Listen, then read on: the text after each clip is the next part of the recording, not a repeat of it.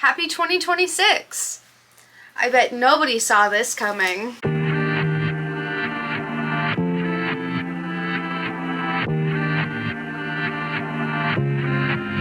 Hello and welcome back to the channel. My name is Taylor. Today is a book haul. If you watched my 2026 goals, you'll know that I said I'm going on a low buy for 2026 for books. And I would just like to point out that none of these books were purchased in 2026. It is January 5th when I am filming this, and all of these books were actually purchased or gifted to me in 2025. I did get quite a few books for Christmas, and I just want to share them with you today. So if you like book hauls, I'm definitely not going to be doing a ton of them this year, so don't forget to hit that like button, subscribe to the channel for more content like this, and let's hop in. I have quite a few books here. I'm not going to be able to tell you a synopsis of each and every book, or else we're going to be here for a long time. I'm just going to start. So the first three are actually T. Kingfisher books that my boyfriend got me for Christmas. This was one of my Christmas presents. He got me What Moves the Dead,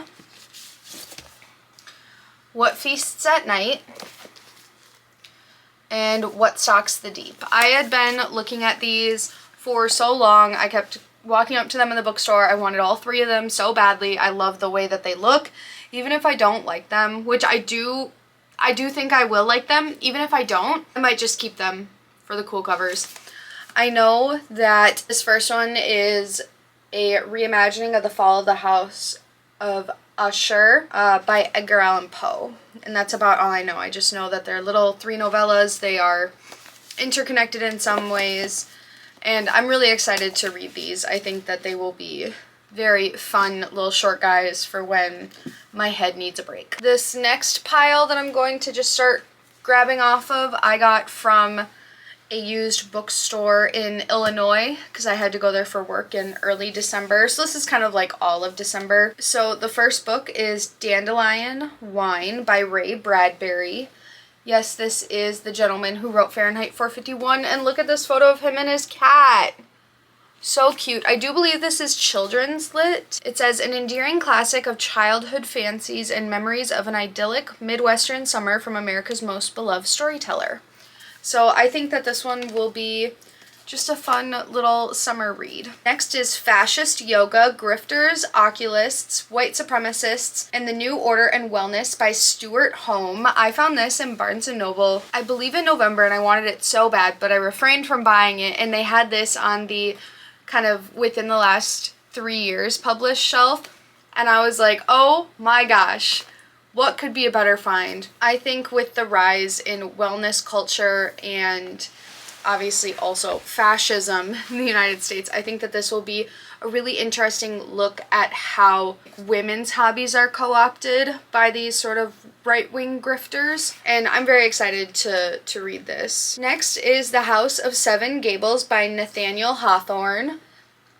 All I knew about this was that Nathaniel Hawthorne also wrote The Scarlet Letter, which I did not enjoy in high school. It says, one of Hawthorne's defining works, a vivid depiction of American life and values, replete with brilliantly etched characters. The tale of a cursed home with a mysterious and terrible past. Thinking maybe a little bit of horror? Sounds great to me. Next is Elizabeth Gaskell, Cousin Phyllis and Other Stories. This is an Oxford World Classics. Novella-length Cousin Phyllis is a lyrical depiction of a vanishing way of life and a girl's disappointment in love. Sounds like something I would enjoy. Next we have Thomas Hardy, Far from the Maddening Crowd. So this is about Bathsheba Everdeen and her experience kind of looking for a suitor, and I think like dating just in the rural area. I mean, dating is kind of a weird way to put it, but it's like her confident presence draws three very different suitors and sort of the courtships that they go on with that. Next is Sigrid Undset, Gunner's Daughter. I do have another book by Ingrid Undset, a woman's story about a violent period in her country's history set in Norway and Iceland. Next is The House of Mirth by Edith Wharton. I've heard of The House of Mirth before, but don't really know too much about it. So it's about a New York socialite and how she fell Lily Bart and how she falls in love with a lawyer whose lack of money spoils their chances for happiness together. Sorry if I seem a little off today. I've been sick for like the last week, and I'm like, I want to put these books away. I have to film this haul. So next is Middlemarch by George Eliot. This is also another one I don't really know much about. So this is about a woman who gets married, and apparently it's a very tumultuous marriage. It's not going super well. So that's a lot of pages for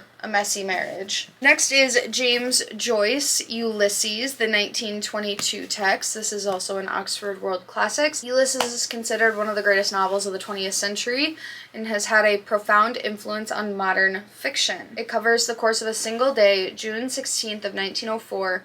The novel traces movements of Leopold Bloom and Stephen Daedalus through the streets of Dublin. So I definitely think I might read something else by James Joyce first before hopping into this behemoth, because I've heard The Dubliners by him is really good, but this is, you know, what the store had, so I purchased it. That's kind of how it goes for me in classics. I'm like, oh, I know that, I've heard of it, or I know it in some way, so I pick it up. Next is Elizabeth Keckley's Behind the Scenes, or 30 Years a Slave and 4 Years in the White House. And last, I have Lessons in Chemistry by Bonnie Garmus. I know this was considered, I believe the best book of 2023 it was. I didn't realize that this book had come out so recently. I believe it's about, like, women in the workplace and workplace sexism. It was published in 2022, and this is a Book of the Month edition, which is crazy that I found that there. So that's everything I got from this particular used bookstore. And then let's do gift books next. One of my friends for Christmas, she got me Yuval Noah Harari's 21 Lessons for the 21st Century. And this was on my Amazon list. I have Yuval Noah Harari's Homo Sapiens and then Homo Deus, which I both need to read. I will read this one, but this one's about, like, AI. The opening question is, like, how do computers and robots change the meaning of being human?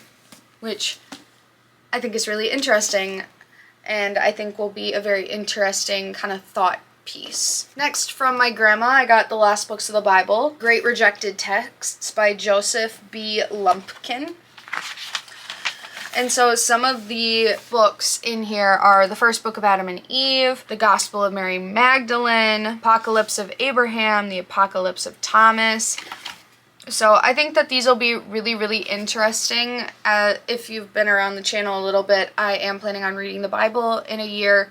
And I think that this will be kind of a good follow-up to just see kind of what other texts could have, or maybe at one point were a part of the Bible, because don't forget, there were so many books, and whoever was in charge got to kind of choose what books were in the Bible and which ones weren't. Next, from Chad's brother and sister-in-law, I got Junji Ito's Frankenstein. This is a short story collection.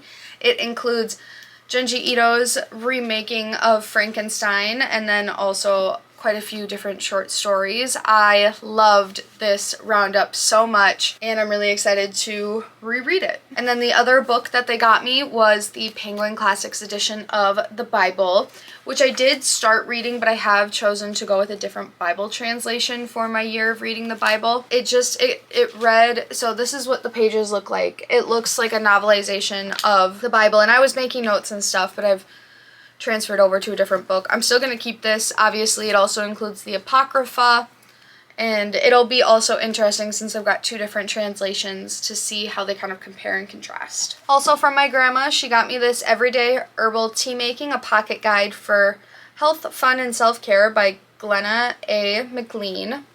This is definitely just like a little flip-through book, so it tells you like the little botanical names of different tea things. So we have fenugreek, horehound. Just a fun little book that I can just sit down, open up, and just learn something new. So I got that. She also got me this coloring book called Adorable Towns. And she also got me some coloring pencils to go with it because these are pretty small. And then she got me this 150 Most Famous Poems that includes Emily Dickinson, Robert Frost, William Shakespeare, Edgar Allan Poe, Walt Whitman, and many more by Poetry House. So this is kind of what the inside looks like. This is a ginormous book. But I think it'll be interesting just to give some overview of famous poems that I probably have not read. And then I got 2 from my aunt. I got this Tea Magic Cozy Spells in a Cup. So like on here we have spells to cozy up to, like honey for happiness, lemon for energy, mint for abundance, and orange for joy. So just a cute little coffee table book. And then she also got me the Songs of Ash and Dawn, book 1 by Gabrielle Winnick. Like a coworker's daughter wrote this book. So she was like, I'm gonna give it to Taylor, see how she likes it, and then I'll decide whether or not I want to read it. So I think that, I mean, the cover is gorgeous. I think it will be interesting, if nothing else, to just try it, and if I don't like it, that's fine. And then my mom got me this Penguin Classics Centennial Edition of F. Scott Fitzgerald's The Great Gatsby and Other Stories from All the Sad Young Men. And so I saw this at the Minneapolis Institute of Arts. They had a 100-year little celebration exhibit for The Great Gatsby. And I wanted this so bad, but I was like, I have a copy of The Great Gatsby. I don't need this.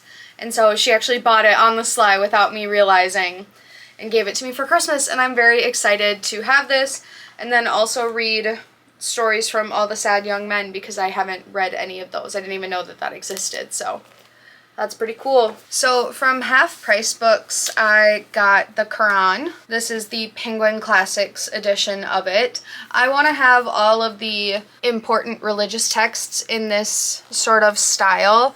I have never read the Quran. I am not Muslim. I do think that it will be interesting to read this though. And then I got A Midsummer Night's Dream. This is the Pelican Shakespeare. So they redid all of like Shakespeare's plays in these really cool neon ways. You'll see I have another one over here, but I saw this one for $4.49 and I was like, I need it. I've never read A Midsummer Night's Dream, and I don't have one in the like little Folger Shakespeare one, so I was like, oh my gosh, how cute. I need it. Don't need it, but now I have it. And then I got The House Behind the Cedars by Charles W. Chestnut.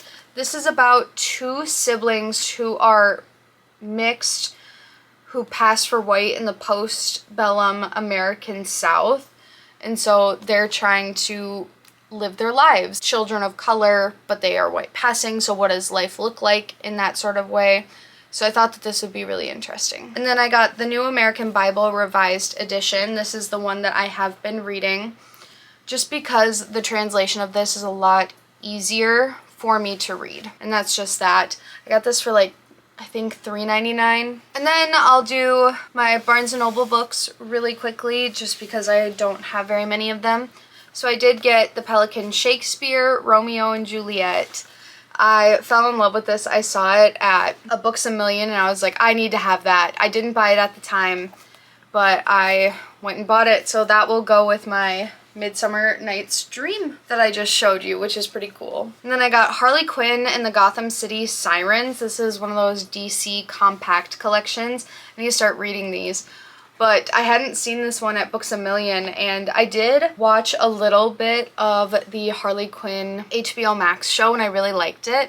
So I would love to just read more about Harley Quinn and Poison Ivy and them just going around being a fun little girl gang. And then the last book I have already started, I got Herman Melville's Moby Dick, and I am loving this so far. This is Melville's masterpiece, considered to be the best American book ever. I'm on page, was it 72, and we're still not on the ship yet, but we're getting there.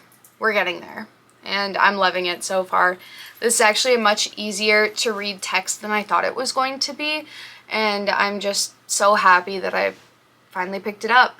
I don't know why I felt the need to pick it up. I just felt like called to it, and I was like, okay, well, let me buy it, and I'm already reading it, which is a win in my book. And the last books I have to show you are all from Goodwill. And so the first book I got is called Frog Girl by Paul Owen Lewis. This is about a Native American girl and her saving the frogs in her tribe from a fire. I have a baby shower to go to and they're doing books for baby rather than cards. So this is the book that I got them and it looks just brand new. And then I got All My Rage by Saba Tahir. Yeah, this is by the author who also wrote An Ember in the Ashes, which I don't have any interest in reading, but a lot of people talk about how good Saba Tahir's writing is.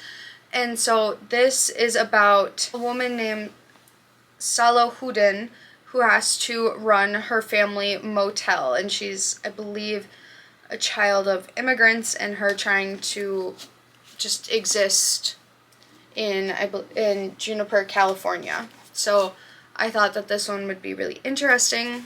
Ace, What Asexuality Reveals About Desire, Society, and the Meaning of Sex by Angela Chen.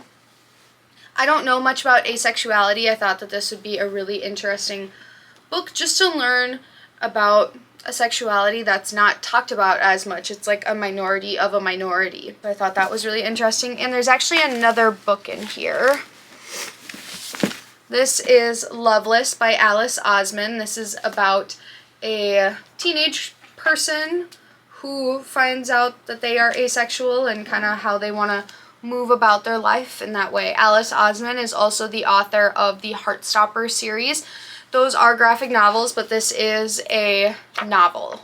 Next is A Tale of Two Cities by Charles Dickens. I have only read Great Expectations in school by Dickens. I mean, we all know this opening line, best of times, worst of times, and I don't know anything past that, so we're gonna find out. We're gonna find out what The Tale of Two Cities is. Childhood, Boyhood, and Youth by Leo Tolstoy. The Metamorphosis and Other Stories by Franz Kafka. I do technically have like the complete stories by Kafka, but there are also other things by Kafka that I don't have, so I don't know what stories overlap. I know that The Metamorphosis is in that short story collection, but for whatever reason I felt called to purchase this. Maybe me and my boyfriend can read The Metamorphosis together. Maybe I'll find someone else that needs to read The Metamorphosis and I'll give them this book. But something in it, I saw it, I was like, you need to come home with me. I don't know why yet, but we'll figure it out. I got Chinese Myths. The general editor of this is Jake Jackson. I feel like I know a lot about mythology of like Greeks and Romans and even a bit of Norse, but Chinese mythology I don't really know much about. So I saw this and was like, oh, this might be a really fun just way to learn something new. Gods and Soldiers, the Penguin Anthology of Contemporary African Writing edited by Rob Spillman. So I don't know much about African writing at all. I want to learn more about just life in general. It says God and Soldiers captures the energy, vitality, and immediacy of the continent today. From Northern Arabic speaking to Southern Zulu speaking writers, the stories in this collection can be viewed as 30 different ways of seeing what it means to be African. And then I don't know why I felt like I needed this. This is From David to Ingres, Early 19th Century French Artists. This is an art textbook. And it doesn't even have that many pictures. Well, we got some, but I don't know why. I just felt like I needed it. So I bought it. Next is Henrik Ibsen's A Dollhouse and Other Plays. I have heard so much about A Doll's House, but I really don't know much about it. I believe that some of my other kind of play bind-ups might have A Dollhouse in it as well, but this is a Penguin one, and this one's like in perfect condition.